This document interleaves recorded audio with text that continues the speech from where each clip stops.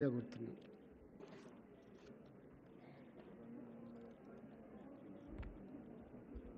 మిత్రులారా, గద్దరు చనిపోయి 1 సంవత్సరం అయింది. అయితే ఈ గద్దరు భవిష్యత్తు ఈ సమాజ మార్పుకు ఏమి చేయడానికి ఉపయోగపడుతుంది, ఏం చేయాలనేది కీలకమైన విషయం. ఆయన పాటలు రచనలు అవి తెలుగులో మన ముందు ఉన్నాయి. భారతదేశంలో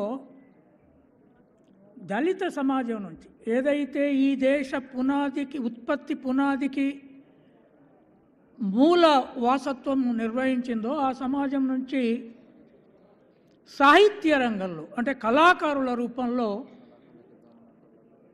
గద్దరును మించిన వ్యక్తి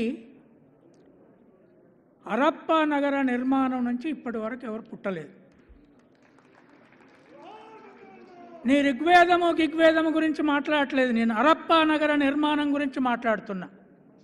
దేశం మొత్తం మీద ఇప్పుడున్న కళారంగంలో చూసినట్లయితే తమిళనాడులో ఇళయరాజా పాటల రచయిత ఉన్నాడు. ఆయన ఇప్పుడు రాజ్యసభలో బీజేపీ తరపున ఉన్నాడు. కానీ రాజకీయ తాత్విక లీగల్ రంగంలో అంబేద్కర్ ఎట్లాగైతే భవిష్యత్ తరాలకు సింబల్ అయి ఈ దేశాన్ని ఇది ఒక పాకిస్తాన్గా లేదా ఇది ఒక బంగ్లాదేశ్గా కాకుండా కాపాడుతున్నాడో, కళారంగంలో సాహిత్య రంగంలో కాపాడగలిగే సింబల్ గద్దర్ మాత్రమే. మరి ఏం చేయాలి? పోయినసారి ప్రభుత్వాన్ని ఇక్కడికి ఇదే ఫౌండేషన్ మీదకి వచ్చినప్పుడు ప్రభుత్వం ఒక ప్రకటన చేసింది. ఏందది? సినిమా రంగంలో ఇచ్చే అవార్డును గద్దర్ అవార్డుగా ఇస్తామని.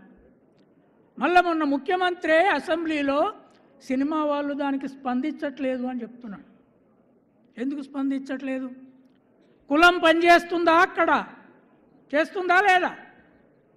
కులం పనిచేస్తుంది. ఆ ప్రకటన ఇచ్చిన తర్వాత సినిమా అసోసియేషను లేదు, మేము విధి విధానాలు నిర్ణయిస్తామన్నారు.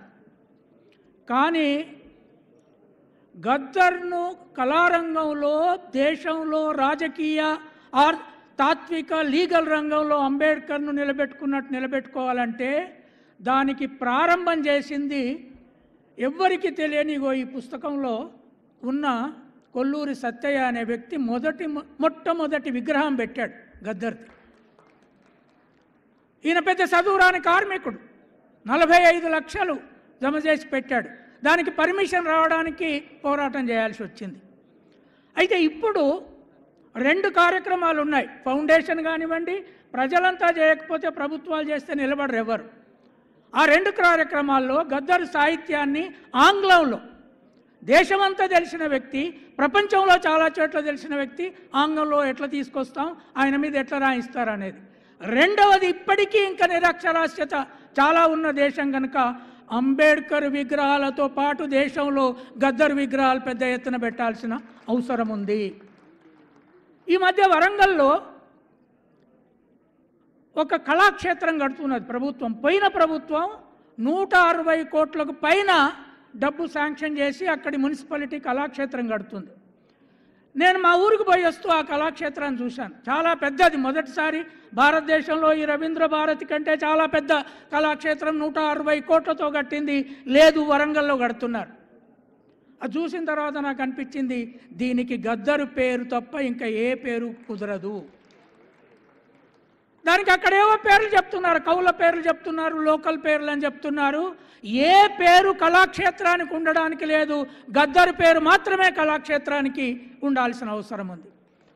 ఇంకొక ఆయన నాకు ఈ సత్యలాగానే ఇంకొంతమంది వచ్చి మేము 2 విగ్రహాలు తయారు చేయించాం, ఒకటి వరంగల్లో పెట్టాలి, ఎక్కడ పెట్టాలి మీరేమన్నా సలహా ఇవ్వగలరా అని అడిగాను. నేను చెప్పిన ఆ కళాక్షేత్రం ముందట పెట్టండి. ఆ కళాక్షేత్రం ముందట గద్దర్ విగ్రహం పెడితే, అయితే దానికోసం పృథ్వీరాజు తర్వాత కాకతీయ విద్యార్థులు కలెక్టర్కు కమిషనర్కు లెటర్స్ ఇచ్చారు. ఇంతవరకు రిప్లై రావట్లేదు. ఈ 6వ తారీఖు నాడే ఆ కళాక్షేత్రం ముందు పెట్టించాలి అని వరంగల్లో సదస్సు జరిపారు. కానీ దురదృష్టవశాత్తు బట్టిగారు రాలేదు. ఇంతవరకు ఆ విగ్రహానికి కూడా 45 లక్షలు పెట్టి మిత్రులు చేయించి రెడీ పెట్టారు. దానికి ఇప్పటివరకు పర్మిషన్ రాలేదు. నేను అనేది ఏంటి అంటే, భారతదేశంలో ప్రభుత్వంతో ప్రచారం చేయించుకున్న శక్తి ఎవరు నిలవలే. అంబేద్కర్కు ప్రజలు, దళితులు వెంటబడి విగ్రహాలు పెట్టి పుస్తకాలు రాసి తత్వశాస్త్రం చేసిన తర్వాత ఇవాళ ఆయన భారతదేశంలో ప్రజాస్వామ్యాన్ని కాపాడే సింబల్ అయ్యాడు. లేకపోతే ఇది ఎప్పుడో పాకిస్తాన్ అయ్యేది, లేకపోతే ఇది ఎప్పుడో బంగ్లాదేశ్. నిన్న అయింది బంగ్లాదేశ్లో. హసీనా పరిగెత్తుకొని భారతదేశంలో వచ్చి ఇవాళ కూర్చుంది. ఇది కూడా ప్రజాస్వామ్యం దెబ్బతినిపోయేది. కనుక బ్రాహ్మణిజం పునాదులు వేసుకొని కళల్ని నాశనం చేసి, సాహిత్యాన్ని నాశనం చేసి, చైతన్యాన్ని నాశనం చేసిన దేశంలో గద్దరు కళల రూపాన్ని ఈ దేశంలో, ప్రపంచంలో నిలబెట్టాలంటే ఎక్కడ పడితే అక్కడ ఆయన విగ్రహాలు పెట్టండి. పెడతారా?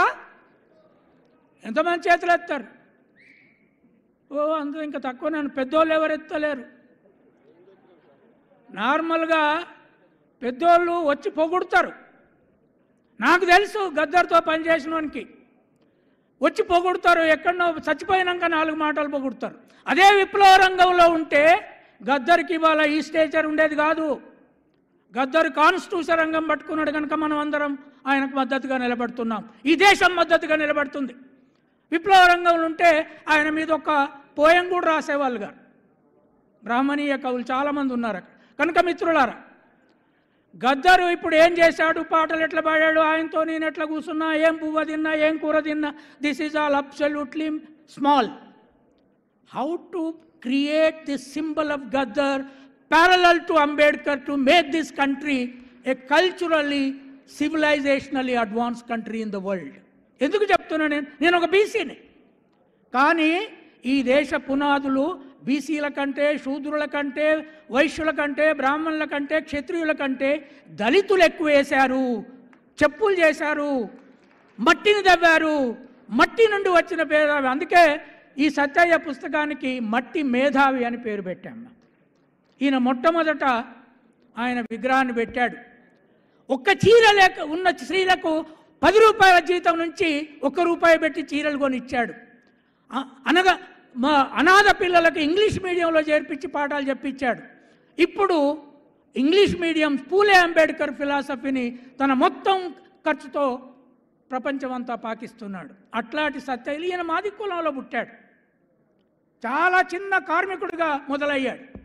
కనుక నేను అనేది ఏంటి అంటే, ఆయనని ఇప్పుడు పొగుడు కాదు, అంబేద్కర్ లాగా ఒక సాహిత్య, సాంస్కృతిక, కళారంగాలలో ప్రపంచ స్థాయి మేధావిగా గద్దర్ను మనం ప్రచారం చేయాల్సి ఉంది.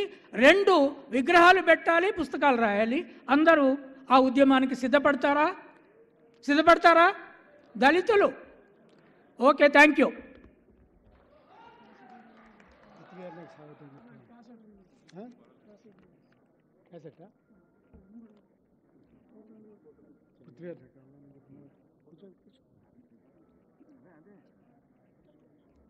ఫౌండేషన్ సభ్యులు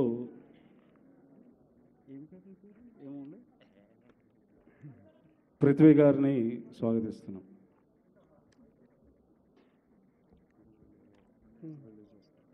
ఏమి అనేది జ్ఞాపకం అని పాట పాడరుగా ఏం పాట. ఓకే, ఇంకా ఎవరు, అది దేశపతి, శంకరన్న, వీళ్ళని పంపిస్తే పొలిటీషియన్స్ వస్తారు. విమలక్క, ఆఖరి విమలక్క రిలీజా? ఇప్పుడు గద్దరన్న జ్ఞాపకం అని ఒక క్యాసెట్ రిలీజ్ చేస్తారు. విమలక్క